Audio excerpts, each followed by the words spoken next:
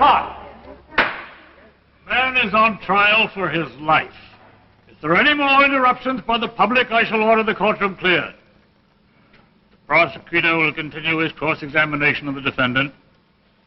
Now, Mr. Kemp, how much did you earn last year? You mean from my machine shop? From all sources. About $3,600. And with this $3,600, you had to support yourself, your mother, and buy equipment for the shop. That's right. But you're ambitious, Mr. Kemp. I don't understand you. You're an inventor, aren't you? Didn't you invent this supercharged blowtorch marked Exhibit B? Yes. And isn't this blowtorch more powerful than any other similar piece of equipment on the market today? Yes, but I've already told you this invention has a commercial value, then? Definitely. Is it patented? No, but I've already... Please answer the questions. Did you intend to patent it? Yes, until all this And happened. was it your intention to lease your patent to a manufacturing concern or to build these torches yourself? Myself. I see. Thank you. Now, Mr. Kemp, what would it cost to patent your invention? About $1,000, they told me. And to equip your shop to produce it commercially? About $5,000, Mr. Kemp? Yes, somewhere around there. So you stole the $5,000 from the corpse of Professor Adrian I Sykes? didn't steal it! Sustain! I will rephrase the question. This canceled bank book shows that Professor Sykes withdrew from his account $5,000 on the day he met you for the first time. Your bank account shows a corresponding deposit. Is that correct? I guess so. Now, Mr. Kemp, how would you, a mechanic earning $3,600 a year, obtain such a large sum of money? From Professor Sykes, but I've From told you his dead body after you killed him? No! After you burned him to death in the No! torch? The prosecution will avoid prejudicial remarks. With the court's permission. Now, Mr. Kemp, you have testified that Professor Sykes gave you $5,000 as a fee for services to be performed by you and your blowtorch. Now, I ask you, and ladies and gentlemen of the jury, is it credible that a man like Professor Sykes, a timid archaeologist, would give you, a total stranger, his entire life savings to accompany him on a mission I can only describe as fantastic? I know it sounds fantastic, but And if you the won't... state contends that it is.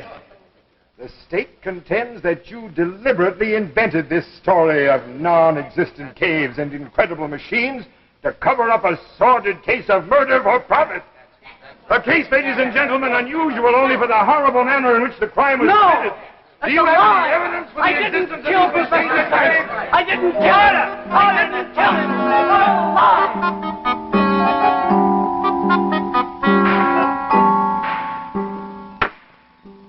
Ladies and gentlemen of the jury, you have heard the testimony of the witness in the case for the prosecution and defense. I must point out to you that the case for the state rests solely on circumstantial evidence. Let you take the stand. We might have done better with a temporary insanity defense. Don't you believe me either? Anyway, I did the best I could. But you don't believe me. It sounds so Defendant has been fantastic. charged with the murder of Professor Couldn't find Adrian a cave. Sykes. We couldn't find the machine. But it's true. Everything I've told you is true. I've told them everything I know. Police, the judge, the jury. But what's the use? I know what the verdict's going to be. Guilty. And then I'll go back to Oh, that now take cell. it easy, son, now. Take it easy. Yeah, take it easy. Your task, ladies and gentlemen of the jury, is to determine the truth on the basis of the facts presented in evidence. If there exists any reasonable doubt in your minds, you must, in all conscience, acquit the defendant. The jury will now retire and consider its verdict. The court is recessed.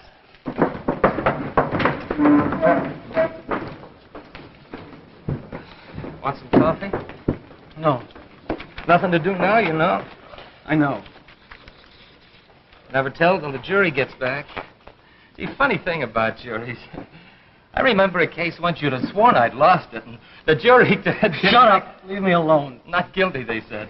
Why, you could have knocked me over with a feather. And I found out later that the foreman of the... Shut up. Let me alone. Okay. Don't get sore. The foreman had twins that morning, and he was 63 years old. Let me alone.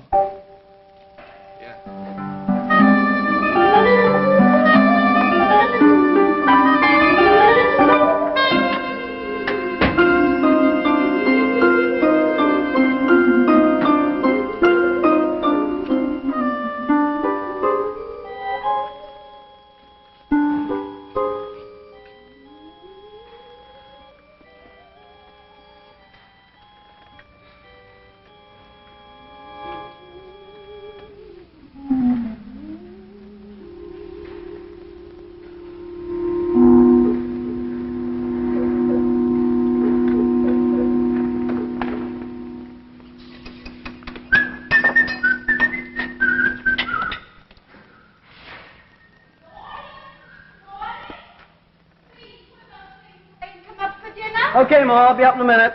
You said that an hour ago.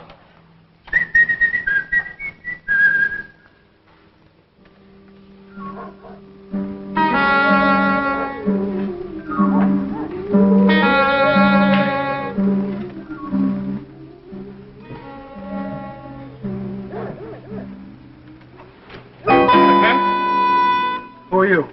My name is Sykes, Professor Adrian Sykes. I'm an archaeologist. Maybe you heard of me. Sykes. No, I don't think I have. No matter. You will. Before long, everyone will. Mr. Kemp, I've come a very long way to see you. I must talk to you. Well, look, can't it wait till morning? I'm pretty tired. No, it can't wait. The world has been waiting long enough. You see, I found the key to the past. Sure. Sure you have. Look, why don't you come back tomorrow and you can tell me all about it? You think I'm insane, don't you? Maybe this will change your mind. 10-gauge wire. So what? Try to cut it.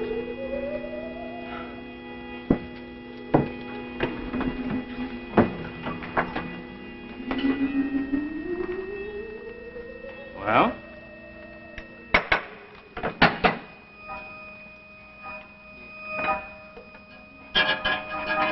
You'd do much better if you use that new supercharged torch of yours. What do you know about my torch? I heard about it from a colleague at the university. That's what brought me here. Look, just what do you want? I need your torch. Well, it's not for sale. Now, if you'll excuse me. I don't want to buy it. I want you to help me to open a metal door. Oh, another one of those, huh? Where's your door, Professor? Is it the First National Bank or Fort Knox? Listen to me, Kemp. Do you know what it means to spend your life digging into the past and getting nowhere? Pottery, relics, dust, nothing until you yourself get part of that dust. While others, with less talent but with money and influence, make discoveries that startle the world. The tomb of King Tutankhamun, the Rosetta Stone, discoveries that make them famous. And then, one day, you yourself, who have always stood in the shadows of these men, are on the brink of making the greatest discovery of them all.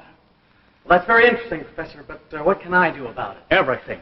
With your torch, you can open the door to my cave. To your cave? I found it by accident, years ago. Inside this cave is a machine. Oh, Kemp, you've never seen such a machine. What makes this one so different? This machine has been recording on wire every physical disturbance that has shaken the face of the earth for the past 1,000,000 years. Oh, now really? Every storm, every earthquake, every tidal wave, it's all there on this wire. This is a piece of it. It took me months of work to get it. Sure. I suppose about 1,000,000 years ago, some ape invented this contraption and then stuck it in a cave, huh? Very smart monkey. Oh, now look, really, I've got to get to bed. I've got to get up early in the morning. Wait, perhaps this will change your mind.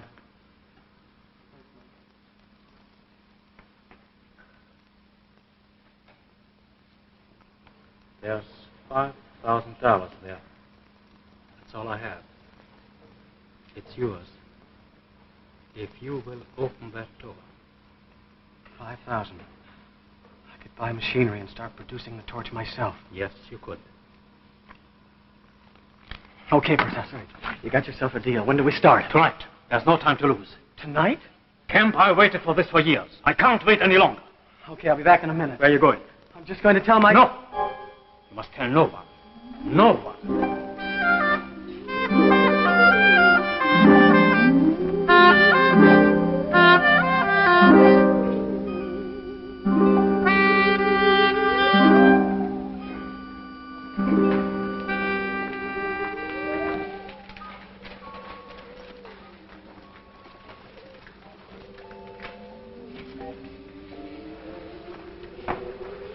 Must be very near. Look, Professor, we drove all night to get here, and we've been combing this area for hours. Now, I'm hot, and I'm tired, and I'm hungry, and there's no door around here. It must be. Look, Professor, I've been thinking. How did you get into that cave the first time if it's sealed by a door? It was open when I found it the first time. When I returned the second time, it was closed, sealed tight. Who knows? Perhaps I was getting too close to the answer. Yeah, perhaps. But I don't understand it.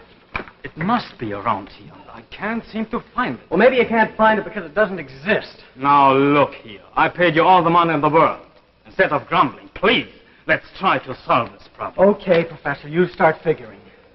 We must be near the cave. We must be. Why, I worked in this part of the country for years. But somehow it's changed. It's different. Perhaps there have been some landslides. There seem to be more rocks and less vegetation. What time have you got? It's 11:50. No, my watch stopped. So is mine. At 11:15. But it's past noon. That's funny. Why should both our watches stop at the same moment? Perhaps a magnetic field did it. Look at your compass. Holy smoke. Look at it. That's it. That machine must create a magnetic field around it. We must be very near. Come on. Come Okay. on. Kemp, come here, quickly.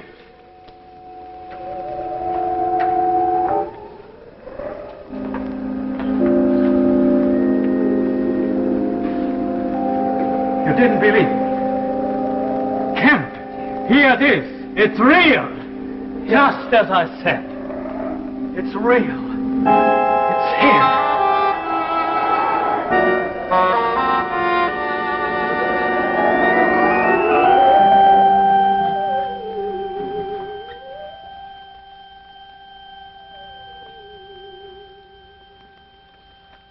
Beware, there's danger in the sands. Yes, danger to your watch. In fact, what with hot weather activities and sticky temperatures and perspiration, summertime is the worst time for your watch. But it can be a good time, and here's how. Take your watch to a reliable jeweler. Let him check up and dress up your watch. Let him show you how wonderful your watch can look. Your watch will be rejuvenated on the inside, and at the same time, it will be restyled on the outside when your old band is replaced by a new Chrysler watch band. And your most personal possession, your watch, can be personalized too with the Your Signet Expansion Watch Band by Chrysler, the only watch band that's initialed just for you. Yes, your Signet features your initials right in the design. No other band is so completely personal, so exclusively yours.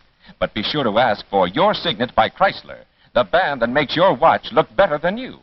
And for the ladies, there's an exquisite feminine version of the Your Signet watch band with your personal monogram.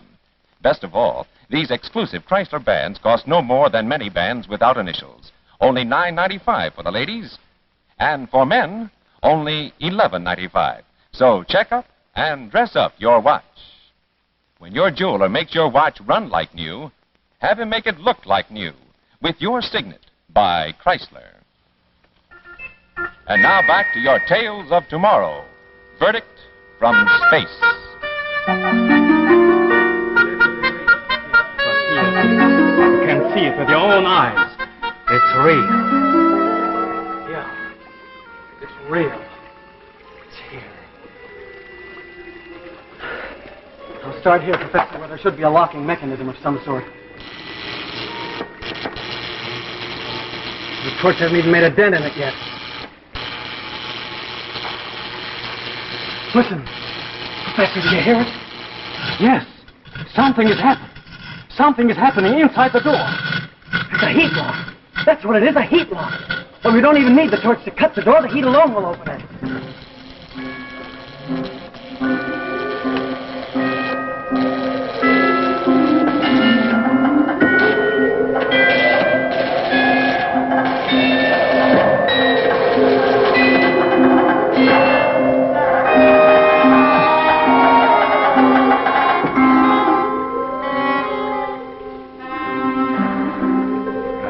There it is. It has been here for the past 1,000,000 years. Have you ever seen anything like it before? I thought I'd seen every kind of machine. I've never come across anything like this. This part of the machine is the recorder. The wire running between these two spools records every physical disturbance on the Earth. Look. This mark indicates a volcanic explosion somewhere. The date is the destruction of Pompeii. This indentation is a minor tremor on the floor of the Pacific Ocean. The date is the date of the San Francisco earthquake. It took me many years to learn what those marks meant. What's this crimp? This is the first mark of its kind on the wire. The date was July 16th, 1945. July 16th. The day the first A-bomb was exploded at Alamogordo. Right. And here is the second crimp, Hiroshima. But who could make a machine like this 1,000,000 years ago? Who? I don't know. But before I'm through, I'll find out. And history will be written from the day I speak. Professor, what does this part do over here? I haven't gotten around to that one yet. Wait. This isn't just another part of the recorder. This is something different. It looks like it's a transmitter. Oh, sure, and this must be the antenna. No, it couldn't be. Yes, it is a transmitter. Maybe whoever put this machine here was waiting until something important happened. Oh, we've got to get the Army intelligence right away. No, I tell you, this machine is harmless. It's been here before there were armies, or before there were cities, or a civilization. Look, I've listened to this rot long enough. Now, come on, we've got to get out of here. Look! The wire! It's recording something right now. Another crimp. What do you make of it? It looks like an A-bomb, only much bigger. Whatever it is, this transmitter is sending out that information. This is what it's here for. It's got to be stopped, Professor. Oh, you can't destroy it. It's my discovery. It's my life's work. You can't destroy it. Get out of my way, Professor. You can't Watch out. destroy it. Watch out, Professor. No, I won't come in.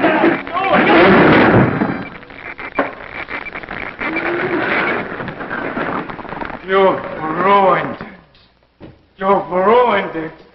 All my work. All my hope. Come on, we've got to get out of here. The whole thing is going to blow up.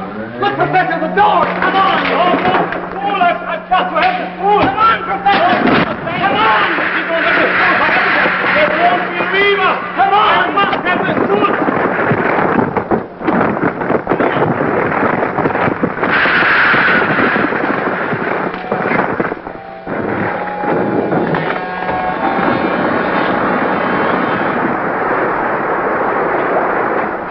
Gone. All gone. Completely demolished. Just as though it had never been there. Got to get you to a doctor, Professor. No, too late. It's too late, Kemp. You'll be okay if we can just get you to a doctor. Listen to me, Kemp. Promise me. You must tell them everything that has happened. Even if they don't believe you, you must tell them that I discovered all this. That it was I who...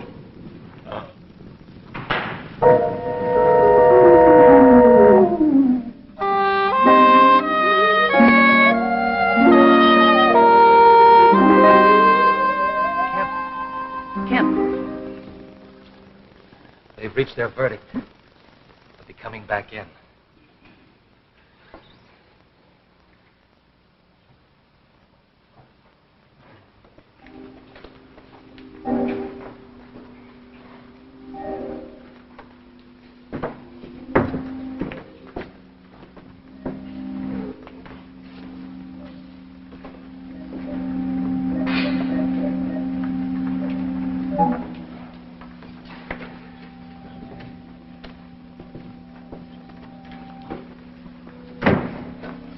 This court is now in session. Everyone will rise.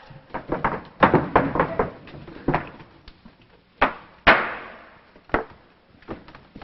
defendant will rise and face the jury.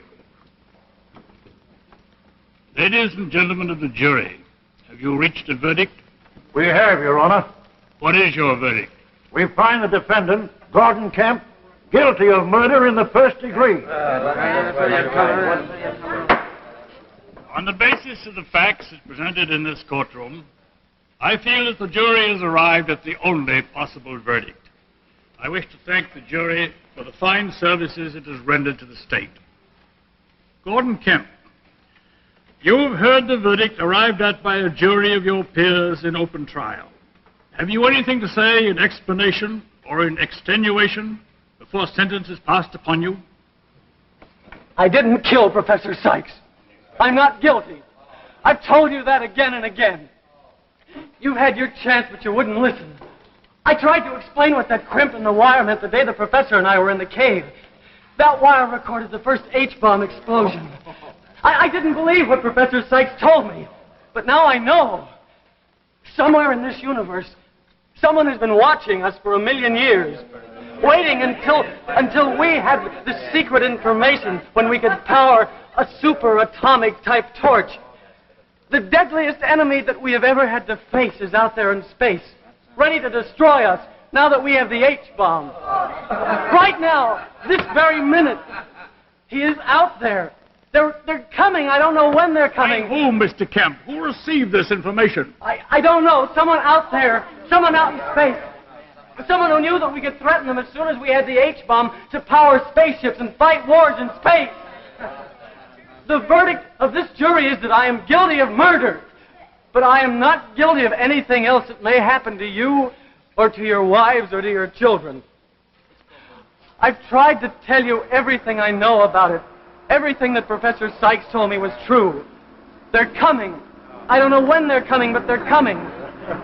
Somehow they have found that we have developed superatomic power. And now we can be a threat to them. And they don't want that, and they're going to stop us. I don't know when they're coming, but they're coming.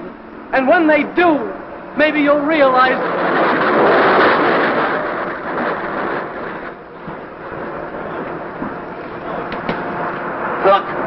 Look up there in the sky! Spaceships! Thousands of spaceships!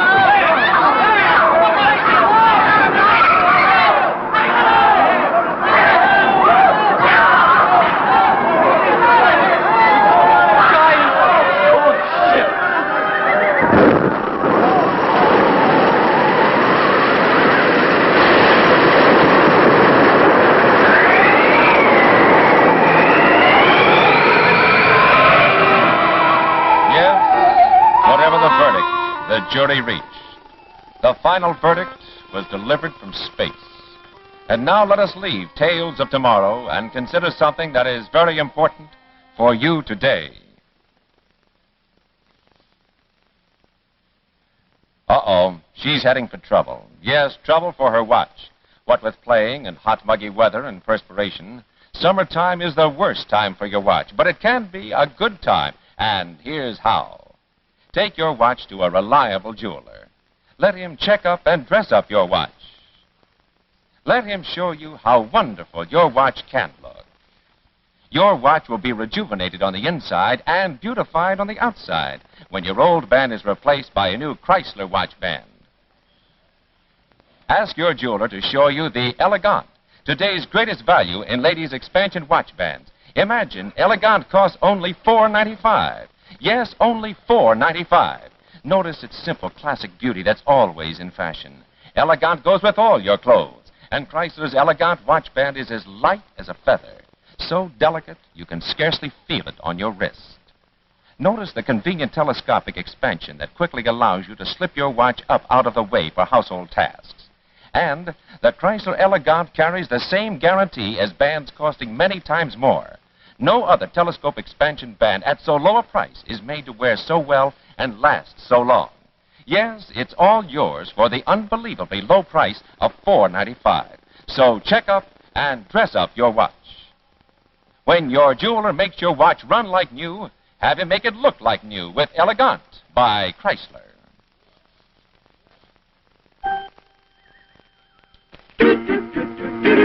Jack Chrysler. Jack Chrysler. On my hand. On your hand. Initial just for me, and so it's my band. It's your band. It's Chrysler. It's Chrysler. For me too. For you too. Makes your watch look better than new. Quality, style, and value too. For the best bands in the land. It's Chrysler.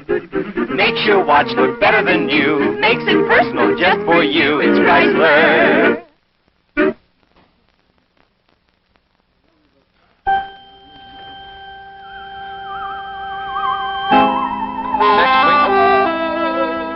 Next week, our Tales of Tomorrow show is called Blunder. A great blunder, where there is a scientist who is working on a blunder, which may bring death to us all. Listen next week to Tales of Tomorrow. The preceding program, originally telecast by ABC in New York, has come to you by special video recording. This is ABC, the American Broadcasting Company.